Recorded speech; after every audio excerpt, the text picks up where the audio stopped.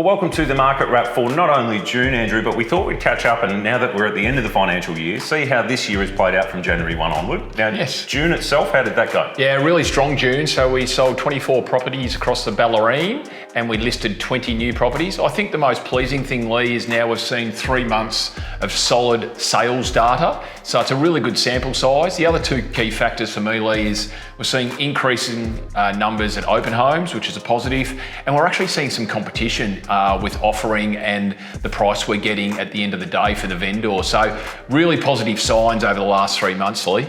Yeah, so just for context's sake, Andrew, I thought I'd compare the first half of this year to the first half of 2023, just to see how we're actually sitting. So first half of last year, 113 sales up to the end of the financial year. This year, we're sitting at 130, so about 15% higher. Yeah. And I feel, as you said, we're seeing that at open homes. We're seeing that with buyers having a bit more intent when they do come and see a home that offers really good value. But just to break it down a little bit further, we've actually seen 60% more sales in the second quarter than the same quarter last year. So clearly the last 3 months with rates on hold has been enough for a lot of buyers to have confidence that things aren't going to change. Let's get in, let's buy, let's upgrade, downsize, whatever it may be.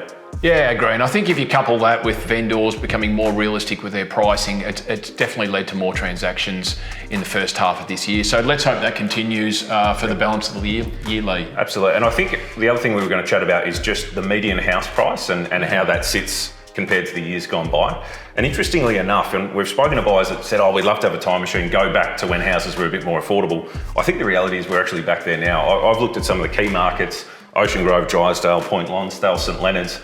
Nearly all of those townships' median house price is actually sitting where it was 3 years ago, or even a little lower in some spots. So Ocean Grove, where we sit here now, is back at $980,000 as a median house price. Now, we haven't seen a median under $1 million in Ocean Grove since mid-2021, so it's certainly come back in recent times. Yeah. Barwon Heads has fared a little bit better. It's back about 18 months to where its median last sat, around 1.74 million. Yes. Drysdale and St Leonards both sitting at 750,000, where again, that's where it was about 3 years ago.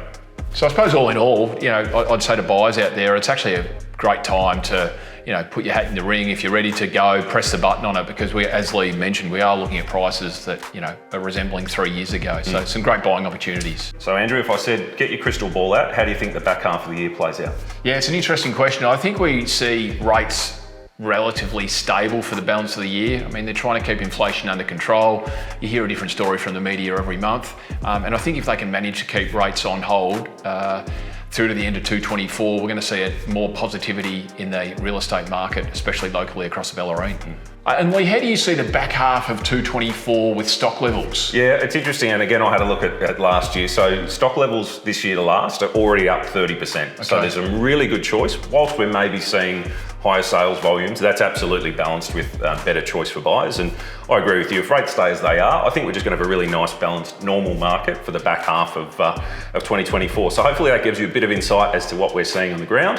As always, thanks for tuning in. We look forward to joining you next month.